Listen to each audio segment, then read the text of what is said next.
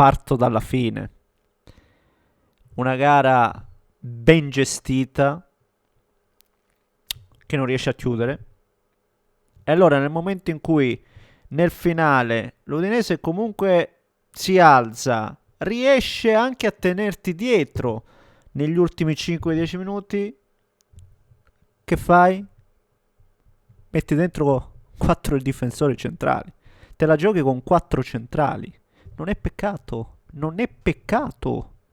Non è peccato. Non lo è. Non lo è. È questo modo di intendere calcio. A me piace.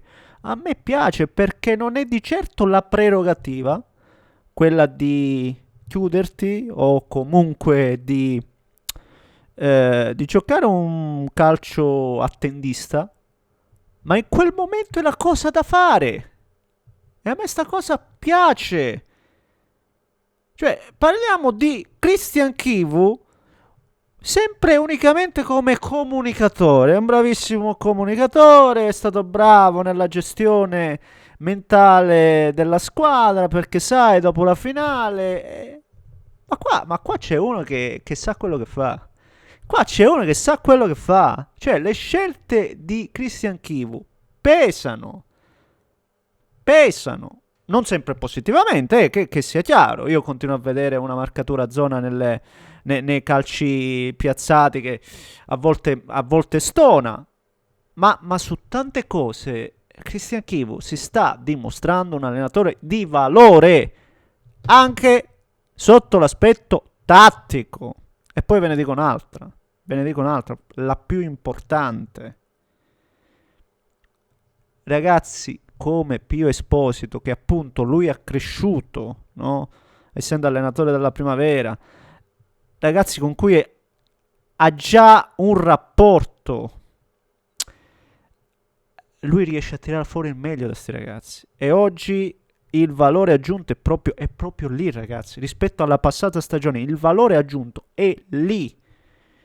Oggi gioca Pio Esposito e fanno un lavoro clamoroso. Oggi per me è la miglior partita in assoluto di Pio Esposito con la maglia dell'Inter. Non mi interessano i gol.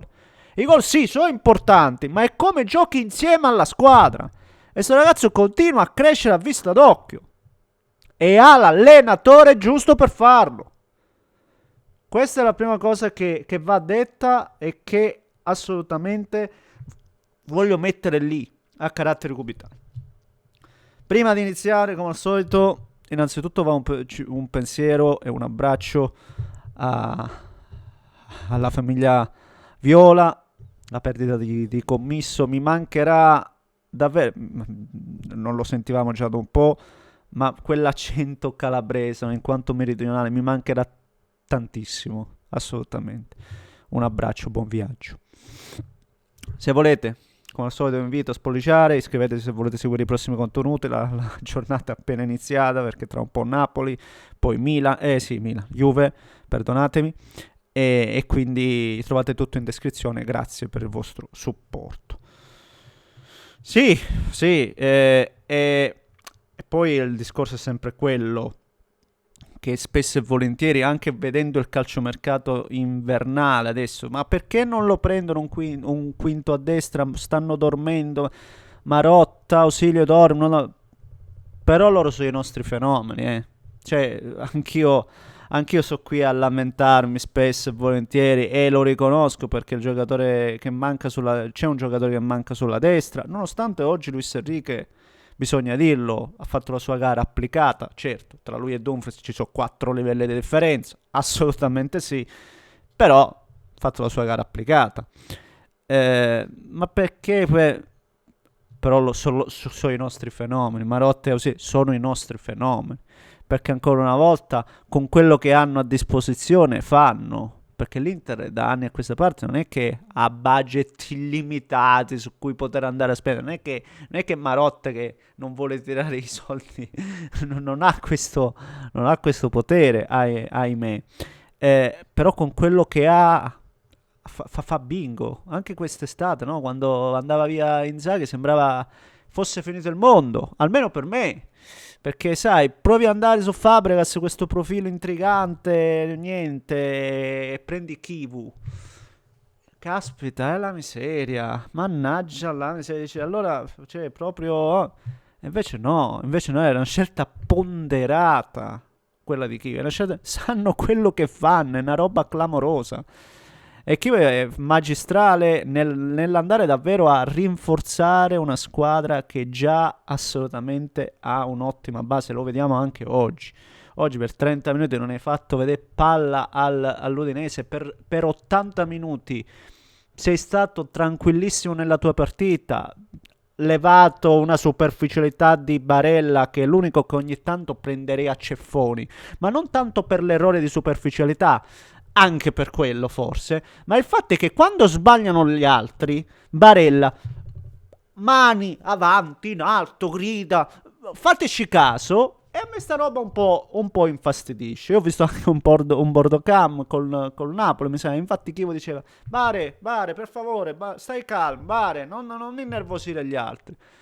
Lui sbaglia, però sbagliano gli altri. Ho visto un rinvio sbagliato di Sombra. Ho un passaggio che è mi sa che di Marco, no, di Carlos. Calmo, stai calmo e non essere tu superficiale. Per il resto ribadisco un Inter in piena gestione anche oggi. No, io ne ricordo una parata del portiere, non la ricordo, no, perché qualcuno magari soltanto perché negli ultimi 5-10 minuti si è alzato l'Udinese magari dirà abbiamo sofferto.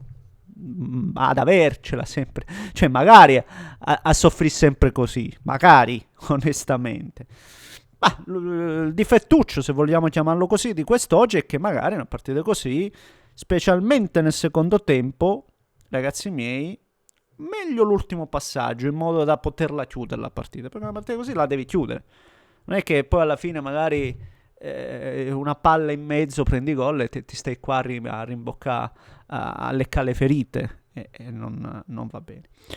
Però per il resto ribadisco le scelte sempre giuste, le giuste rotazioni. Mi piace Carlos Augusto dietro nei tre, gli hanno fischiato un fallo, lo hanno munito per una roba criminale. Per me è perfetto nelle letture. Lì nei tre dietro, Bastoni nell'ultima gara aveva fatto enorme fatica, quindi anche giuste rotazioni in vista della Champions. Mi piace la gestione di Chivu. E poi ribadisco valore aggiunto la coppia d'attacco Lautaro Pio, ragazzi, come hanno lavorato bene, bravissimo ancora una volta Zielinski. Ecco, quante cose che ci sarebbero da dire, non voglio tediarvi, ma Zielinski, ecco, dove è stato bravo Chivu? Nel mantenere il blocco dell'anno scorso, non perdere praticamente nessun uomo chiave e aggiungere qualcuno invece che era rimasto dietro, penso a Zielinski. Adesso sentiamo molto di più e lo sentiremo, ragazzi. In tanti c'è quello mancherà, no, per me l'unica assenza grave è quella di Dumfries, perché altrove siamo coperti. Perché è vero, non c'è Cialanoglu, ma col Zielinski di quest'anno cioè tanta roba. Il gol dell'Inter, Zielinski, avete visto che palla verticale, lavoro di pulizia enorme di Pio Esposito e poi ancora non lavoro di pulizia, sponda, prima lavora di fisico e subito di prima per Lautaro. E quanti passaggi Pio Esposito in verticale, filtranti per l'attaccante o il giocatore che si inseriva. Ragazzi, mi è piaciuto da morire Pio Esposito e poi Lautaro 11 gol e 4 assist, nettamente il miglior giocatore della Serie A per numeri. Eppure sento dire no, ma quello è più decisivo, no, ma quello va no, ragazzi, questi numeri questi sono numeri giusti, numeri che portano Lautaro ad avere 20, 21, 22 gol da qui a fine stagione, e questo deve essere va bene così va bene.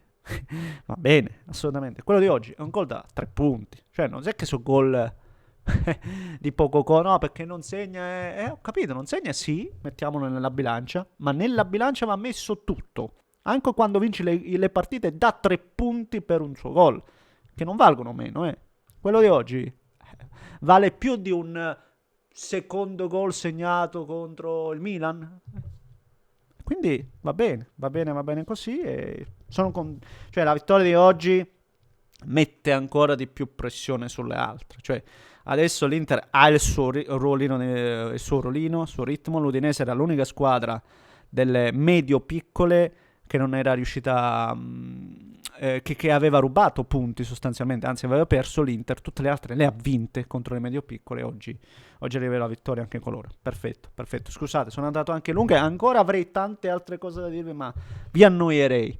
Fatemi sapere cosa ne pensate voi, commentate, like se volete, iscrivetevi al canale. Un grande abbraccio da Neschio.